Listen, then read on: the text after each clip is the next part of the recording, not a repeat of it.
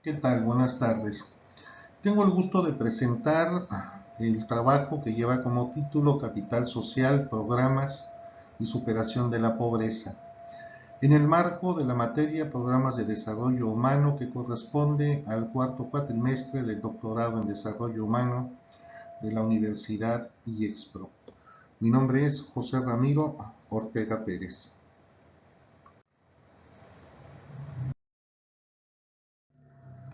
En México, la pobreza es un problema verdaderamente importante.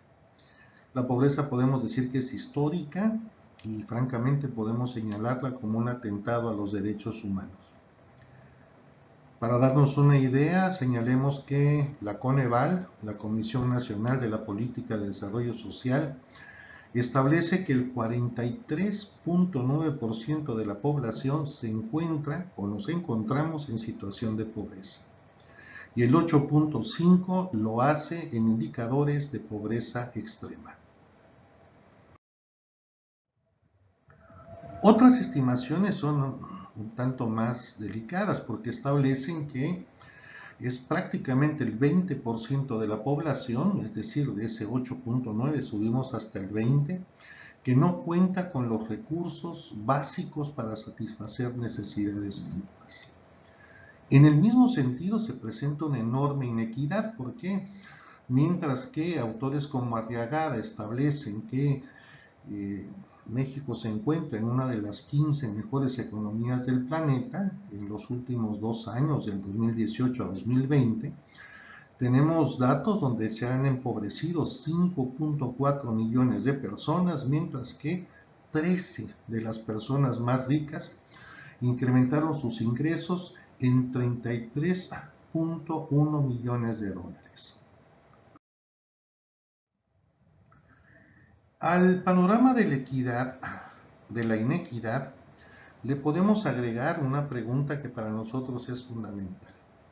Se trata de una doble moral, es decir, durante el periodo neoliberal que duró de 1982 con Miguel de la Madrid Hurtado hasta el 2018 con Enrique Peña Nieto y aún con una especie de transición entre partidos políticos de derecha y con el mismo esquema, digamos, económico-político, se observó que se atentó contra garantías humanas básicas como fueron el empleo, la salud, la educación, la alimentación, la seguridad social, las pensiones y la vivienda.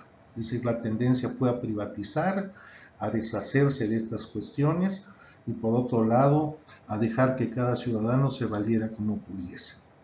Al mismo tiempo, se generaron programas sociales de atención a la pobreza que paradójicamente se fueron complejizando y que fueron mostrando la existencia de dos grandes cambios. Uno, transitaron de una perspectiva unidimensional a una multidimensional y el otro, de un enfoque individual a uno centrado en el capital social. En ese sentido, los programas centrados en el capital social tuvieron el enorme mérito de demostrar que las relaciones sociales podían ser pensadas, analizadas, movilizadas un poco al margen de la economía. Es decir, que la economía no era solamente el indicador que permitía movilizar los programas. Sin embargo, conforme los programas se han incorporado como programas para abatir la pobreza y por otro lado los grandes indicadores nos muestran que existen cosas que no han fracasado, o más bien que no han funcionado de manera apropiada, entonces necesitamos volver al esquema de la economía política, es decir, pensar que las formas de organizar la vida también tienen que ver con la satisfacción de las necesidades más elementales de los individuos y de las poblaciones.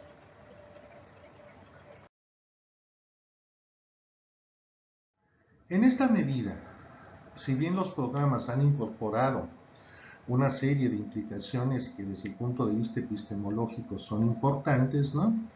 Es decir, que han permitido que el concepto de capital social, con todas las implicaciones que tiene, es decir, es importante desde nuestro punto de vista pensar que la idea de los recursos naturales o humanos se piense en términos de capital, no es solamente una referencia a la sociología clásica o simbólica de Bourdieu, sino en este caso es como dar por sentado que en ellos se encuentra la posibilidad de producir riqueza. Al menos creo que es necesario pensarlo con claridad.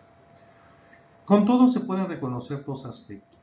Uno, el potencial de gestión que existe cuando el concepto de capital social se incorpora.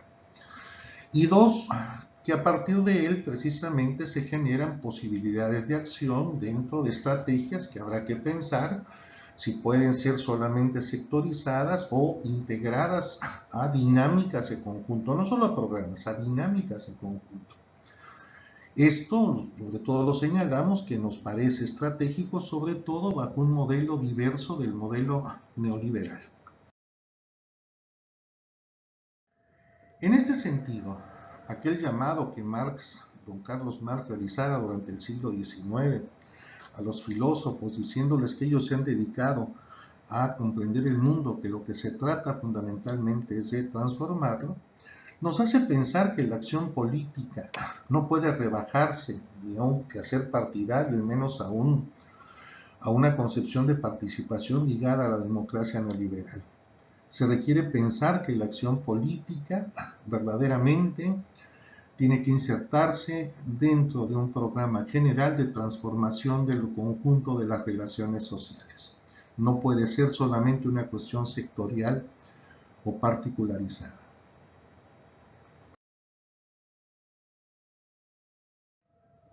En esta lógica, pensamos que los llamados programas de atención a la pobreza pueden pensarse de manera clara como proyectos específicos en un marco de responsabilidad social, de justicia y de una lógica general de gestión desde la cual se pueden retomar aspectos principales que han sido desarrollados por los programas de promoción del capital social, pero que al mismo tiempo se incluyan en una lógica de mejoramiento económico, de dignificación del trabajo, de garantía de aquello que Bedoya considera como las garantías ontológicas o existenciales básicas.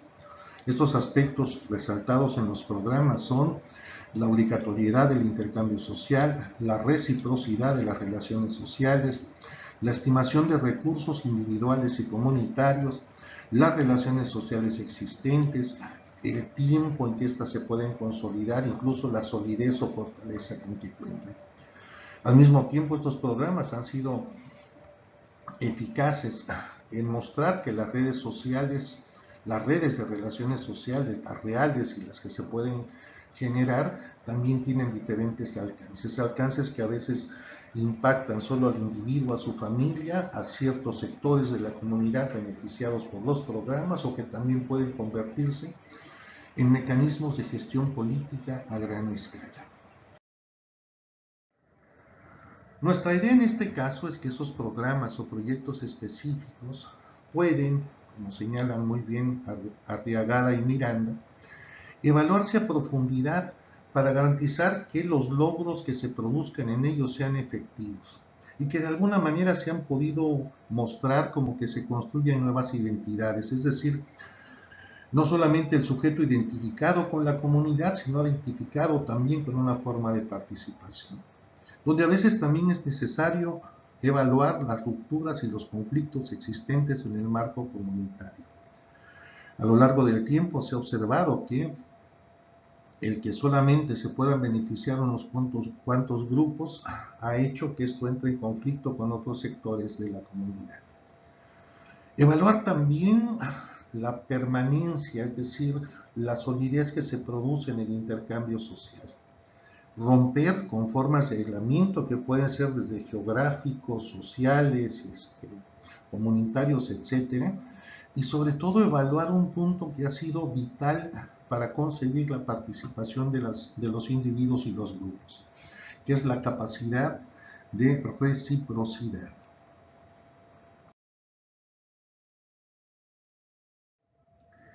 Consideramos desde el punto de vista psicológico, de la psicología social, inclusive del psicoanálisis, que efectivamente la subjetividad ha sido uno de los grandes elementos, al menos minimizados o obviados en este tipo de programas ligados al capital social. Evidentemente se piensa mucho en el aspecto simbólico y en el aspecto comunicativo, pero a veces sería interesante, consideramos, pensar en los mecanismos de subjetivación que se encuentran implicados cuando la gente se apropia o no de ciertas formas de funcionamiento que tienen implicaciones comunitarias. Al menos pensamos que es una de las grandes posibilidades de incorporación que tienen estos programas.